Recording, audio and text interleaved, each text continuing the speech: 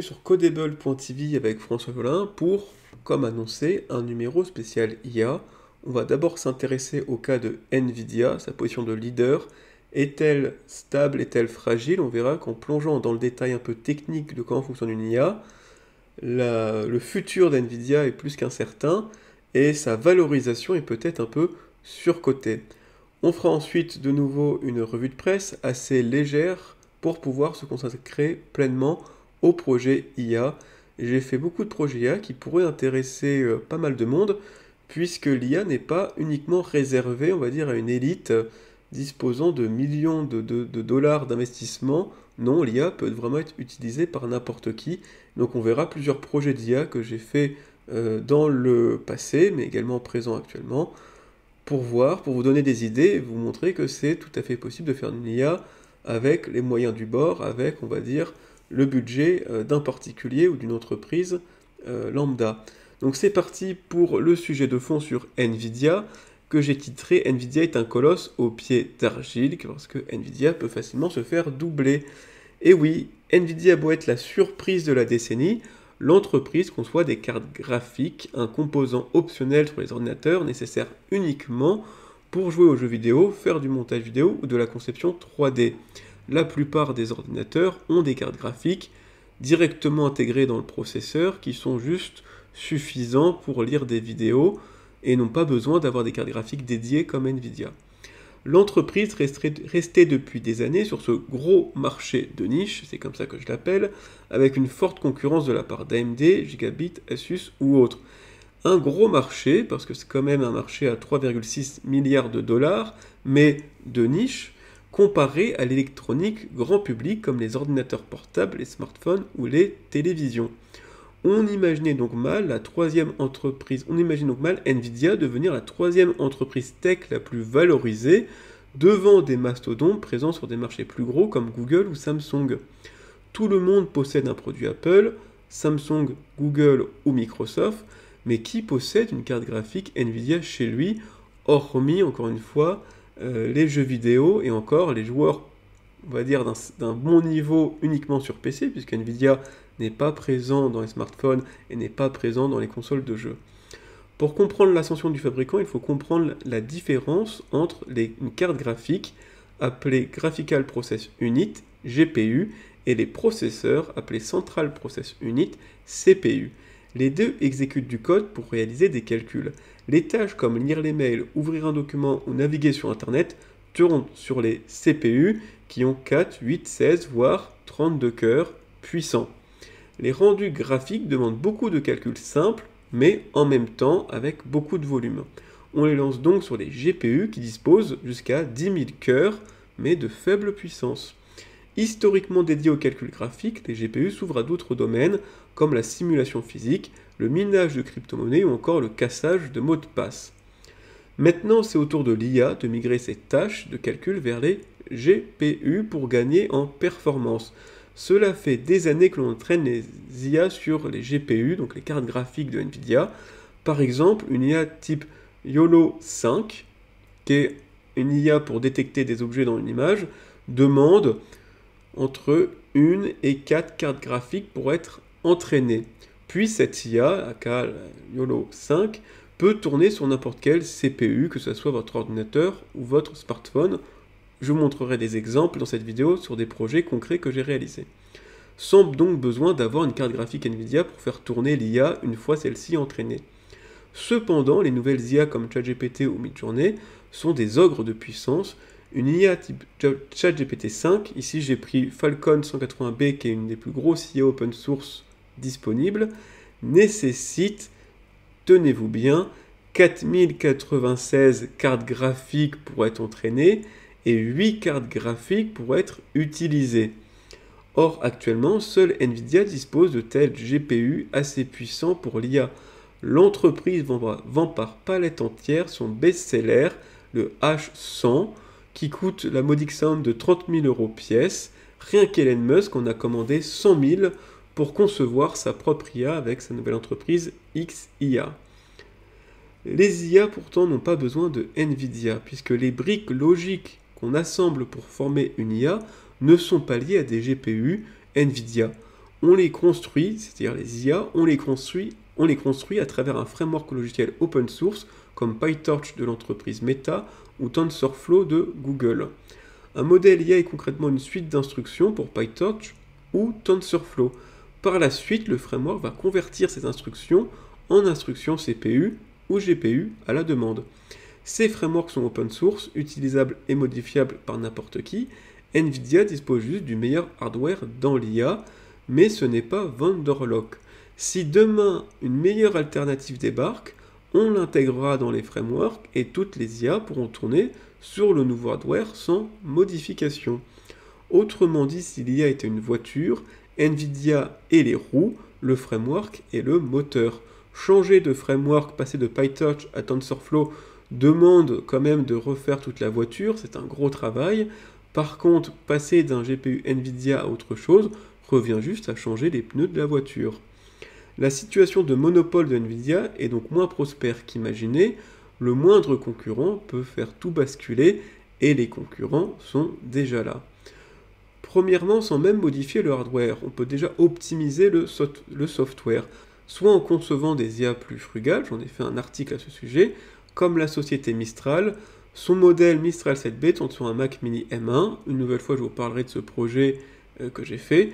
Mac Mini M1 d'une valeur de 800 €, donc bien loin des GPU NVIDIA à 30 000 € pièce. On peut aussi optimiser le framework et ses instructions. Une équipe de chercheurs pour savoir contourner un blocage qui est la multiplication matricielle. Vous pouvez voir le lien dans mon article, codable.tv, vous avez le lien de toutes les sources que je cite dans l'article pour voir comment ils ont fait. Et en débloquant, on va dire, la multiplication matricielle dans l'apprentissage de l'IA, les chercheurs pensent réduire d'un facteur 100 la consommation de l'IA en termes d'énergie et de calcul. NVIDIA peut donc voir son chiffre d'affaires fondre avec une seule mise à jour des frameworks qui apporterait des optimisations dans les calculs de l'IA. Ensuite, on peut changer carrément de hardware. Des entreprises travaillent sur des hardware dédiés appelés Tensor Process Unit TPU. Google était le pionnier dans le domaine avec sa filiale Coral.EA. Apple semble avoir repris le flambeau, proposant ses propres TPU, appelés Neuronal Engine par la marque. On les retrouve dans ses produits iPhone, iPad et maintenant Mac avec les Mac M1, M2, M3 et M4. L'entreprise Apple souhaite rester dans la course en musclant la puissance de calcul de ses TPU afin de pouvoir suivre la course à l'IA et de faire tourner en local des IA gourmandes type ChatGPT ou Midjourney. CF les dernières annonces d'Apple dans ce domaine et son dernier M4, processeur M4. Enfin, une myriade de startups se lancent sur le secteur des TPU tels Elo, Grok avec un Q, à ne pas confondre avec Grok avec un K qui est l'IA d'Elon Musk. Donc Grok avec un Q lance son propre hardware, Tenstorrent ou Sima. Encore une fois, si un seul TPU est plus performant que les GPU d'NVIDIA, toutes les IA pourront tourner sur ce nouveau TPU, laissant NVIDIA sur le carreau. NVIDIA peut bien sûr riposter en proposant ses propres TPU ou en rachetant des startups prometteuses. Elle va devoir se battre pour rester au niveau, car il est sûr que de meilleures alternatives que ces GPU arriveront. L'entreprise fait la course en tête, mais pour combien de temps encore ? Donc voilà pour ce sujet de fond, cet article que vous retrouverez sur le site internet codable.tv. NVIDIA a une capitalisation qui est la 3e plus grosse capitalisation d'une entreprise tech au monde. Beaucoup crient à la bulle et c'est pas faux puisqu'en soi, oui, NVIDIA actuellement est le leader à contester de l'IA. En fait, NVIDIA est actuellement, tout le monde, on va dire, l'IA est littéralement la nouvelle ruée vers l'or. Tout le monde veut concevoir une IA mieux que le voisin. Tout le monde part à la guerre de l'IA pour concurrencer le voisin. NVIDIA est littéralement le vendeur de pelle de l'IA à l'heure actuelle. C'est-à-dire, c'est lui qui vend l'outil capable de concevoir des IA. C'est lui qui a le monopole actuel sur le meilleur hardware pour faire de l'IA. Mais ce monopole n'est pas du tout un monopole, on va dire, vendor lock, où c'est un monopole qui peut durer des années et des années.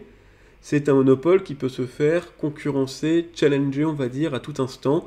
N'importe quelle entreprise peut proposer un hardware plus compétitif et toutes les IA pourront facilement migrer vers cet hardware plus compétitif. Donc est-ce que Nvidia va rester le leader de l'IA? Est-ce que Nvidia va continuer d'avoir, on va dire, les pelles les plus efficients dans cette ruée vers l'or qu'est l'IA actuellement? On verra bien, mais en tout cas sûr, rien n'est gagné pour l'entreprise. Parti pour un peu la grosse partie de cette vidéo, les projets en IA, mon retour d'expérience sur différents projets en IA, que ça soit d'un point de vue technique, mais aussi pour ceux qui veulent d'un point de vue business, de savoir pourquoi, quelles étaient un peu les problématiques techniques et les problématiques, on va dire, de mise sur le marché de business. C'est parti sur ces différents projets. Alors, premièrement, l'IA n'est pas quelque chose de si élitisme que ça. On entend par exemple la fine fleur de la recherche, par exemple DeepMind, qui est une filiale de Google, qui arrive à faire des exploits comme battre le champion du monde de Go avec AlphaGo, ou récemment qui a réussi même à faire une IA capable de trouver le repliement des protéines, qui était un problème des plus complexes, où beaucoup de chercheurs se sont cassés les dents, eux ont réussi. Là, oui, effectivement, pour faire ce type d'IA, il faut avoir les meilleurs cerveaux sur Terre, quelques dizaines de personnes tout au plus ont les facultés d'avoir ça. Donc oui, ne vous lancez pas non plus dans de telles IA aussi compliquées. Ça, vraiment, il faut avoir des énormes tarés dans le domaine pour réussir. Ok, voilà. Mais pour les IA plus simples, vous pouvez vous lancer dedans, notamment les IA, par exemple, moi j'ai fait des IA pour prédire le prix de telle ou telle chose, ou pour prédire la consommation d'électricité en France. Ça, très franchement, même avec des IA assez simples de machine learning, de régression linéaire, on y arrive sans besoin de sortir l'artillerie lourde des réseaux neuronaux. Voilà, et enfin, et surtout, ce qu'on va voir maintenant, c'est que même si vous ne comprenez foutrement rien à l'IA, vous n'avez pas besoin de concevoir votre propre IA, puisqu'elles existent telles quelles, clés en main, en open source la plupart du cas. Que ça soit des IA pour créer des images, que ça soit des IA type ChatGPT, que ça soit des IA de détection d'objets, il en existe des milliers et des milliers d'IA accessibles à n'importe qui en open source à travers par exemple le site Hugging Face, c'est le plus connu, où vous pouvez vraiment sélectionner des IA de Microsoft, d'Apple, de Google, de Facebook et de d'autres plus petites structures comme Mistral par exemple. Tout est en open source, ou plus ou moins d'ailleurs. Enfin, côté Facebook, c'est pas tout à fait de l'open source, mais un peu, mais vous avez aussi des IA en open source disponibles, clés en main, pour vous. Donc vous pouvez très bien faire des projets d'IA sans rien comprendre à l'IA, puisqu'elles existent, clés en main, accessibles à tous. Et on commence avec les différents projets. On commence avec Artificial, donc vous noterez le petit jeu de mots Artificial, qui est un site web qui permet de générer des œuvres aléatoires de grands maîtres. Alors, il y a Van Gogh, Monet, Picasso, Mondrian. Mondrian, c'est une fausse IA, c'est purement de l'algorithme. Je vous laisse aller tester. Soyez patient parce que le site, le serveur est éteint, donc quand on arrive et qu'on est tout seul, il faut lancer le serveur, donc ça prend un peu de temps. Donc soyez patient avec ce humble projet, pour des raisons pécuniaires, j'éteins les serveurs, quand on s'en sert pas, ils démarrent automatiquement. Donc Mondrian, c'est purement de l'algorithmie, mais pour tout le reste, c'est de l'IA. C'est notamment des Generative Adversary Network, des GAN, qui ont permis de créer de l'IA de transfert de style. Donc quelle est la supercherie derrière ce site web? C'est tout bonnement que j'ai une banque d'images de tous les jours, des arbres, des fleurs, des paysages, des chambres, des oiseaux, et j'ai des œuvres de Picasso, de Monet, de Van Gogh, et quand vous demandez une œuvre de Picasso, une œuvre originale là, de création de Picasso, je prends une œuvre de Picasso, je prends une image de la vie normale, je les mets dans l'IA de transfert de style, et elle va peindre l'image dans le style de Picasso. C'était un peu les proto-mid-journée de l'époque. Ils sont pourtant sortis de cela il y a 4-5 ans tout au plus, peut-être moins, mais ils paraissent déjà totalement désuets face à des véritables générateurs d'images comme Midjourney ou autres. Donc c'était un peu le prototype des Midjourney de l'époque, qui sont déjà si loin et pourtant seulement il y a quelques années. Et c'était des IA très faciles à utiliser, puisque clé en main, ils fonctionnent sur n'importe quel CPU, là c'est un serveur en ligne qui me coûte vraiment pas grand chose. Voilà, donc très facile, et en fait beaucoup d'IA sont aussi faciles que ça à mettre en place. Vous les mettez sur un serveur, ça fonctionne parfaitement, même avec un serveur, on va dire, premier prix. Autre projet d'IA un peu plus compliqué, c'était pour faire une caméra de surveillance chez soi, c'est-à-dire une caméra de surveillance, mais extrêmement respectueuse de la vie privée.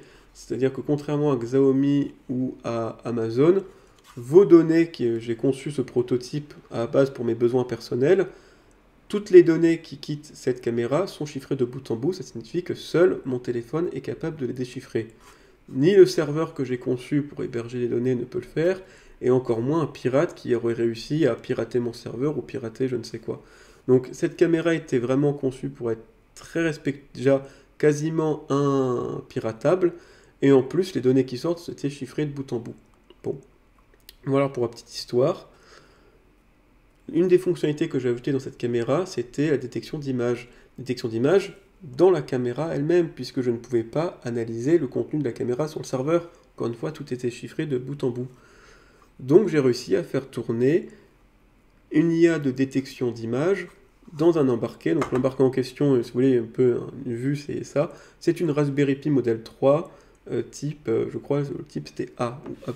Bon. En tout cas, c'était Raspberry Pi modèle 3, donc on est sur un ordinateur qui coûte une quarantaine de dollars. Et oui, moyennant déjà une bonne connaissance de l'IA, une bonne connaissance des technologies de l'IA, là c'est pas aussi simple que le premier projet, il faut un peu plus s'y connaître, mais on arrive à déployer une IA en local sur un ordinateur d'une quarantaine de dollars qui tourne en local à peut-être, je sais plus, c'était 2-3 frames par seconde pour détecter les objets. C'est tout à fait possible. Et donc vous voyez qu'une Raspberry Pi c'est 40 dollars, la caméra qui va avec c'est aussi une quarantaine de dollars, donc pour une centaine de dollars on arrive à avoir un dispositif qui permet d'analyser en local les objets, les personnes, les animaux dans une image. Et cette centaine de dollars est à la fois pas chère, mais cher pour un produit, parce que centaines de dollars pour avoir la Raspberry Pi, la caméra, plus encore 10-20 dollars pour avoir un PCB, plus 10-20 dollars, peut-être moins pour avoir une boîte en plastique, le chargeur, plus le coût du cloud, parce qu'il y a quand même besoin d'un cloud pour héberger les données, on fait qu'en fait, ce projet, je n'ai même pas essayé de le vendre, puisque pour avoir littéralement ça chez vous, donc une caméra, dans le mauvais côté, une caméra qui a une vision nocturne moyenne, qui n'a pas de micro, pas d'haut-parleur et qui n'est pas motorisée, mais par contre qui est très axée vie privée sécurisée, ça va coûter une centaine, ça va même coûter plutôt 200 dollars, 200 euros à fabriquer et à vendre, alors que toute la concurrence propose des caméras à 50 dollars avec le micro, le haut-parleur, les moteurs, la vision nocturne, tout y contient. Donc c'était un peu... Moi je l'ai fait pour mes besoins personnels, durant le Covid. Très intéressant, peut-être que je la sortirai un jour, mais la problématique c'est le prix, puisqu'elle sera 4 fois plus chère facilement que la concurrence, avec quand même des fonctionnalités en moins, comme le micro, le haut-parleur, la motorisation. Donc voilà, mais par contre, d'un point de vue technique, elle fonctionne très bien. D'un point de vue technique, vous voyez qu'on peut déployer une IA de détection d'objets sur un matériel qui coûte 40 dollars. Projet suivant, c'est ceci. Alors je vais aller assez vite parce que j'ai fait toute une vidéo dessus. Une écharpe avec un motif de singe, de fourrure de singe. Alors comment j'en suis arrivé là?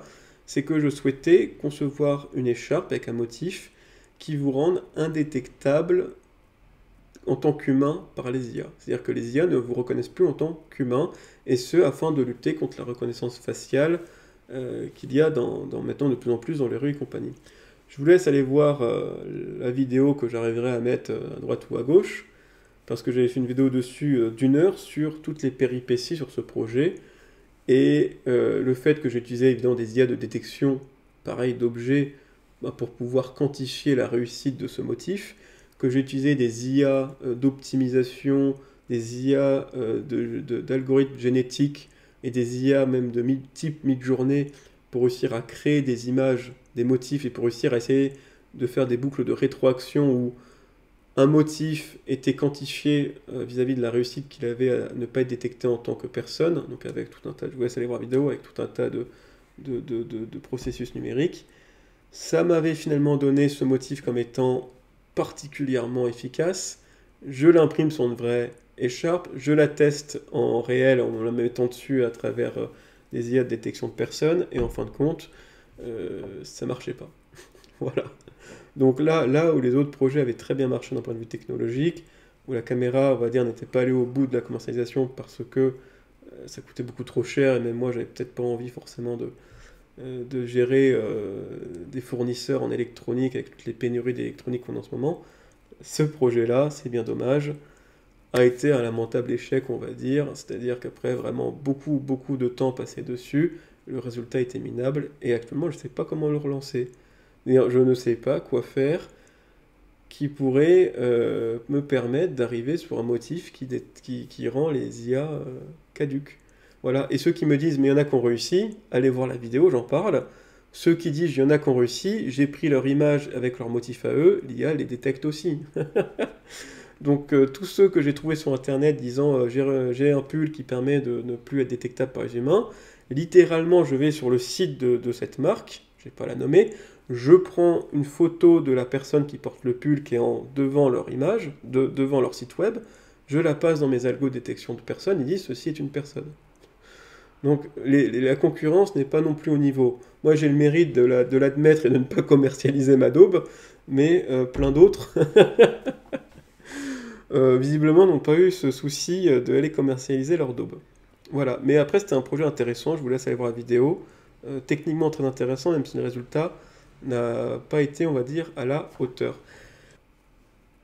Et enfin, le dernier projet, c'est Genius Heidi. Alors vous voyez, c'est logoté avec la petite croix suisse, et Heidi est un personnage de la littérature helvétique, et c'est heidi.ch. Pourquoi tout ça? C'est parce que c'était la valeur ajoutée de ce projet. Le but était de voir est-ce que j'arrive à déployer une IA en Suisse, donc avec toute la vie privée et la neutralité qui va avec, bien évidemment. Donc est-ce que j'arrivais à déployer une IA sur un Mac mini que j'ai là avec moi en Suisse? La réponse a été oui, devant vous, vous pouvez tester, c'est accessible à n'importe qui, app.geniusheidi.ch, vous pouvez requêter des trucs et ça fonctionne. Alors ça fonctionne, voilà, techniquement parlant, elle est quand même un peu intelligente, hein, elle comprend la physique, la science, le code, mais je dois m'y reconnaître que par rapport à ChatGPT, mon IA paraît totalement stupide. L'IA en question, c'est le modèle Mistral 7B. C'est un petit modèle, c'est pour cette raison que j'ai réussi à le déployer sur un Mac mini M1, mais c'est vrai que comparé à ChatGPT, elle paraît relativement stupide. Voilà, et d'un point de vue business, c'est même pas la peine d'y penser. J'y ai pensé au tout départ, jusqu'à ce qu'en fait tout le monde a eu la même idée en même temps que moi. Preuve que c'était une bonne idée. Donc ceux qui sont sur Brave, sachez qu'il y a Léon, qui est une IA accessible anonymement, gratuitement depuis votre navigateur directement, donc Léon de Brave. J'ai parlé durant l'épisode de Hugging Face, qui est le site web avec toutes les IA accessibles en open source, facilement intégrables. Quand je dis facilement intégrables, ça reste des lignes de code, donc ça reste quelque chose pour les développeurs. Mais Hugging Face a une plateforme qui s'appelle Hugging Chat et qui permet à n'importe qui de tester différents modèles gratuitement, anonymement. Le leader de l'informatique en Suisse, Infomaniac, propose lui aussi une IA hébergée en Suisse, peut-être pas anonymement, mais je crois gratuitement. Mistral lui-même, donc celui qui fait les IA open source que n'importe qui peut utiliser, a sa plateforme cloud que vous pouvez tester gratuitement, peut-être pas anonymement, mais bon. Donc ça commence à faire beaucoup de monde et donc clairement la rentabilité d'une IA, d'une plateforme conversationnelle, je vais vous dire, elle est de zéro absolu. Bonne chance même à ChatGPT quand je vois la concurrence féroce. Tout le monde aujourd'hui vous propose quasiment d'accéder à une IA anonymement et gratuitement. Donc voilà, donc c'est pas moi qui vais me lancer sur ce business, mais vous pouvez l'utiliser, ça me fait plaisir. Vous pouvez vous amuser et voir des fois comment elle a tendance à délirer, mon IA. Par contre, je dirais que pour les entreprises, c'est intéressant. Parce que, mine de rien, vous le voyez, ça tourne sur un matos accessible à n'importe qui. Donc une entreprise qui souhaite être souverain sur ses données et être souverain sur son infrastructure, qui a déjà réussi à rapatrier sur sa propre infrastructure différents outils, sachez qu'en fait c'est tout à fait possible d'avoir votre propre IA dans votre propre infrastructure. Et c'est la fin de cet épisode. Donc en résumé, vous voyez que oui, et je ne vous ai pas parlé d'NVIDIA dans mes projets parce que je n'ai pas eu d'NVIDIA. Donc ce n'est pas, quand je dis qu'NVIDIA est le leader dans l'entraînement des modèles, c'est sûr, est actuellement le leader pour déployer des modèles type ChatGPT ou Midjourney, c'est sûr, mais ça reste, vous voyez qu'on peut déployer de l'IA sur des serveurs en ligne très classiques, sur des Mac mini M1, sur même certains IA tournent de manière optimisée sur des ordinateurs à 35 $. Voilà, et donc l'IA, il existe bien évidemment cette IA d'élite qu'on retrouve chez DeepMind, qu'on retrouve chez les labos de Facebook, qu'on retrouve chez ChatGPT, qui nécessite les meilleurs ingénieurs et du matériel à plusieurs millions, voire milliards de dollars. Oui, mais il existe aussi des IA clés en main que vous pouvez faire tourner sans vraiment de connaissances dans l'IA et avec un hardware modeste. Voilà, c'est un peu le but de ces projets. J'espère qu'ils vous donneront d'autres idées. Et n'hésitez pas, si vous avez des questions en commentaire sur ces différents projets, je me ferai une joie d'y répondre. À bientôt!